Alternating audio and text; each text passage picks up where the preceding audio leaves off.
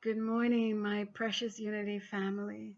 I have missed you, and I am so grateful that I have this opportunity to connect with you via the marvels of technology.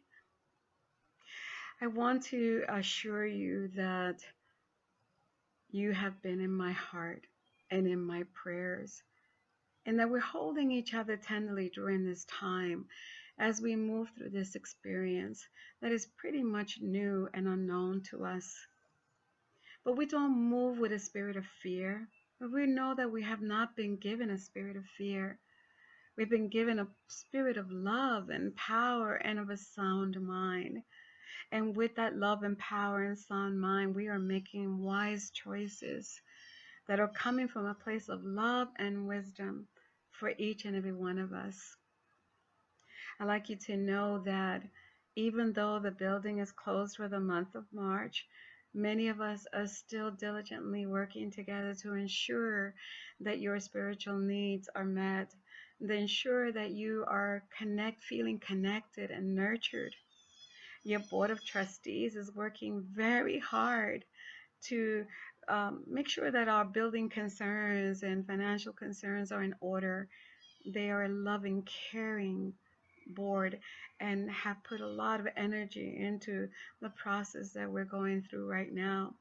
We will meet via a Zoom meeting. That means that we will meet remotely, and we will continue to do the work that is ours to do so that we can continue to uphold the mission of our church, which is to create a loving, healing, accepting, and very safe spiritual community for all of us. So feel free to send in your comments. You can do that by going through the website and share your comments with us. Maybe even send your board members a thank you card for all the work that they have been doing. And your prayer chaplains, oh, we have an amazing prayer chaplain group.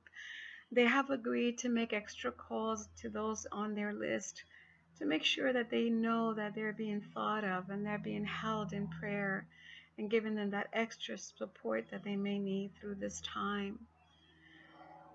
The leader of the grief group has also agreed to make herself available. She understands, as all of us do, that these are times that will probably bring up feelings of grief.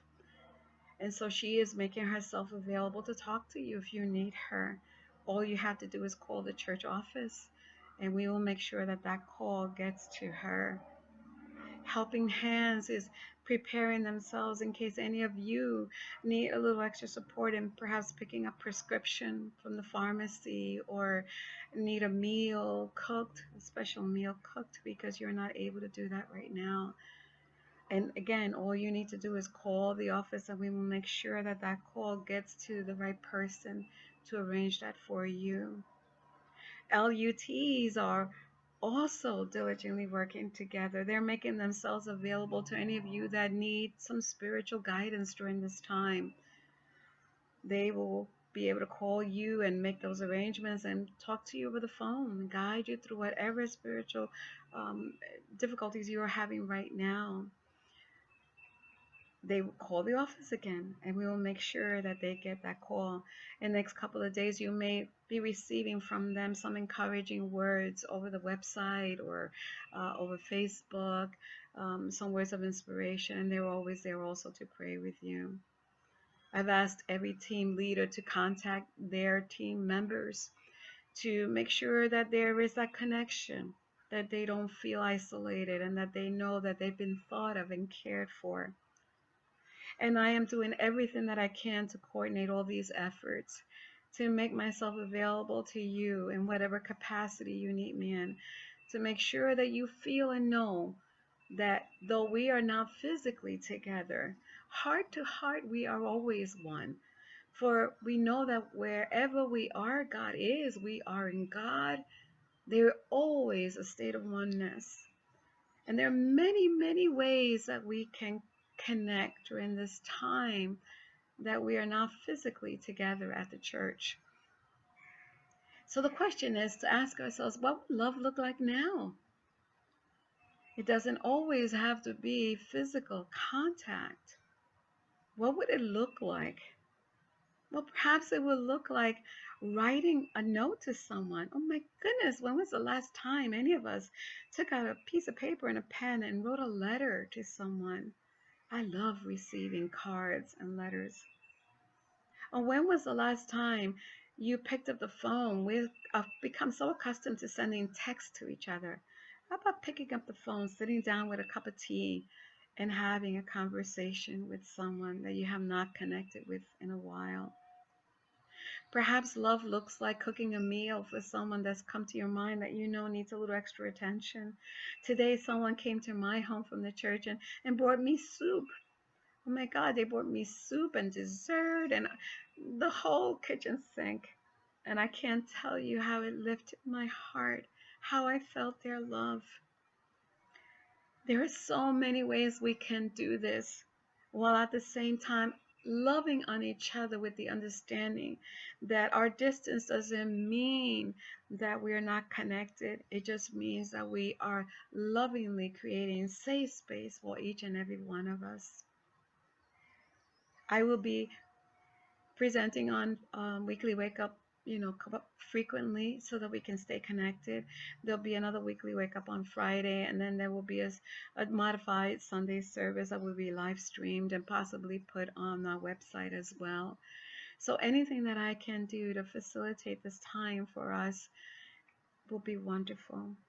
I know that on the other side of this, when we finally get together as one once more and physically in the physical presence, it will be so joyous. We will have so much appreciation and gratitude towards one another for all the things that we did to help stay connected. You can help us do this. When anyone comes to your mind, make sure that first above all things, send them from the center of your being love. Call them, write to them, connect with them. If any of you need the church directory, please let me know or let Michael know, and we will make sure we email that to you, and that will help you to stay connected with everyone else. This morning I read some words from Michael Beckwith that I want to share with you. He said, there is a shift taking place when you're talking about the possibilities more than you're talking about the issues. There is a shift. With your issues, your energy goes into lower frequency. There's doubt and worry and fear. And now you're in that sediment. You're in that dynamic. But if you start talking about possibilities, even if you don't know how to get there, your energy starts to go up. So the question for us is, what if? What if we were to tune into our divine intelligence and divine creativity, imagination, and come up with ways to stay connected and nurture each other? I think that would be a miraculous thing. Back in 2008, on this day, this is what the Daily Word said. I witness miracles every day. When I think of miracles, biblical stories may rise to my mind. David in the lion's den, and Jesus healing the sick and the blind and the lame, and even more. And such miracles may seem like impossibilities to me today. Yet when I view a sunrise or the intricate beauty of a flower, when I observe the love shared between a mother and a child, or even between people and their pets, I witness the miraculous. When the grace of God yields divine ideas in the midst of difficult circumstances, I get to experience the miraculous. When I consider the complexity of the human body, every breath is a wonder. Miracles aren't far off. They're right here in the now. And we are in the precipice of witnessing a miracle, witnessing the healing of our lives and the healing of our world. We're in the Lent season, the time of letting go.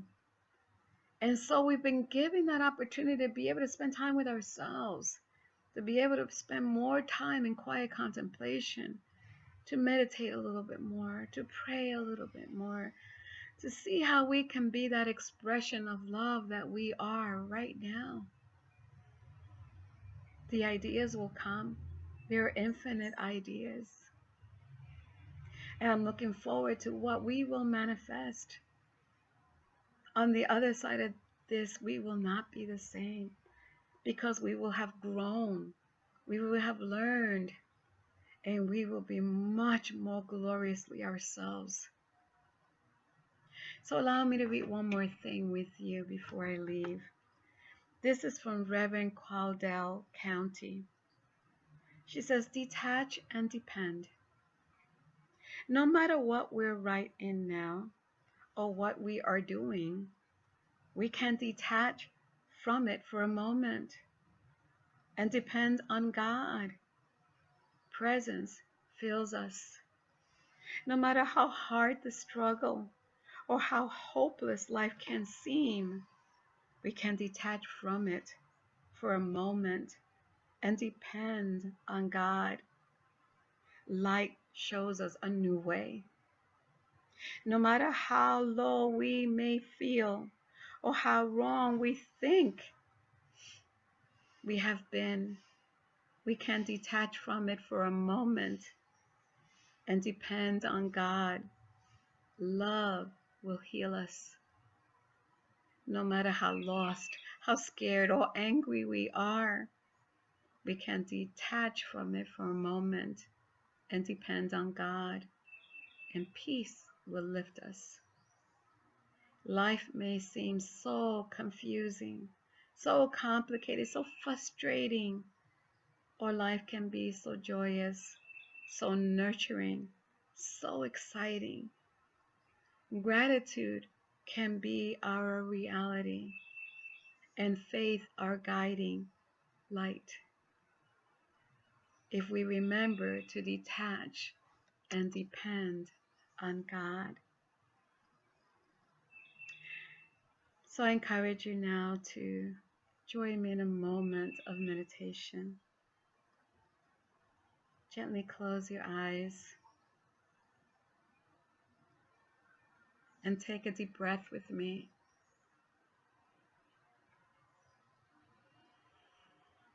Breathe and allow the breath to be like a wave of peace that moves through your body. Breathe. Be still and know God.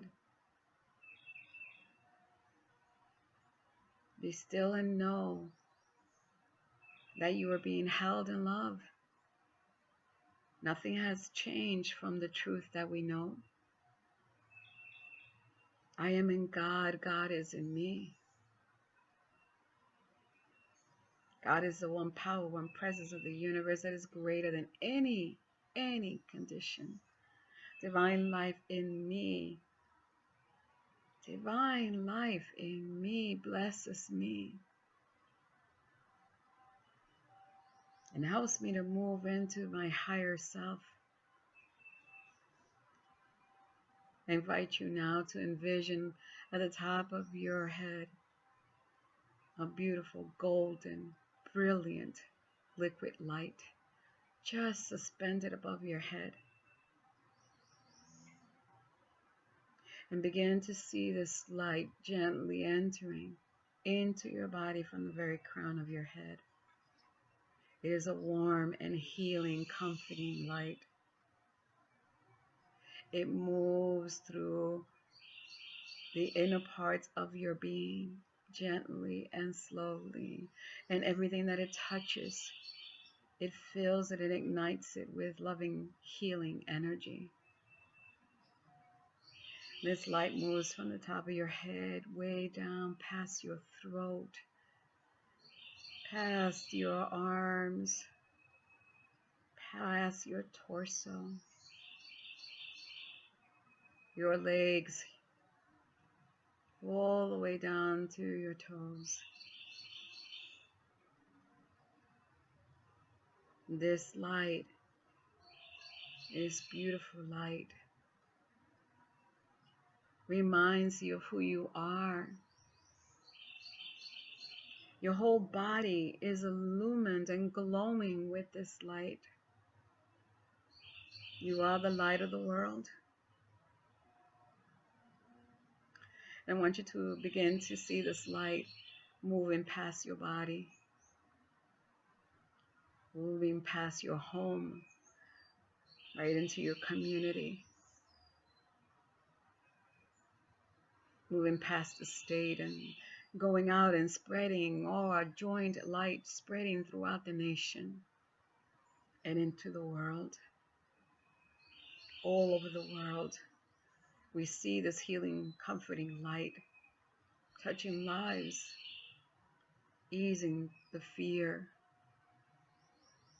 bringing the comfort and the assurance that God is everywhere present.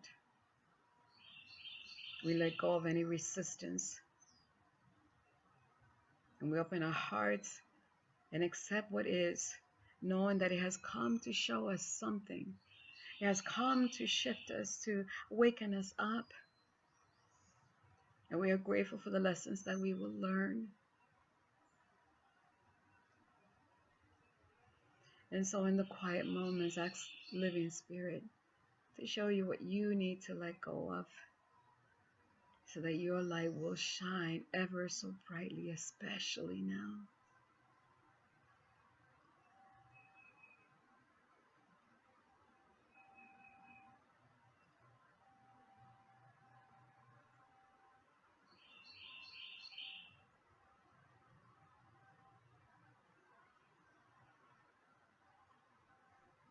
Everything is as it should be, for there is a divine order in all things.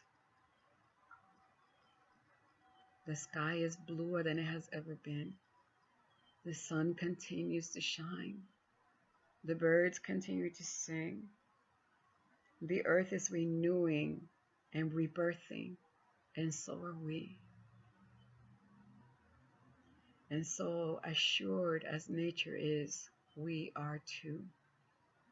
That this too will pass, and that on the other side of this, we will be more love. We will be more at peace. We will be a brighter light than we have ever been.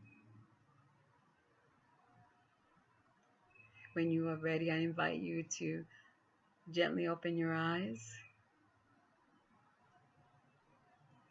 Maybe look around you for a little bit and give thanks. Give thanks for all that is good in your life. Focus on the good. Detach a little bit from all this hysteria that's going around you and immerse yourself in the truth. Go outdoors and listen. Listen to the sounds of nature. See the beauty that surrounds you. And be comforted by knowing that just as confident as they are, you can be too. I love you. With every fiber of my being, I love you. I see you well. I see you safe. I see you happy. Namaste.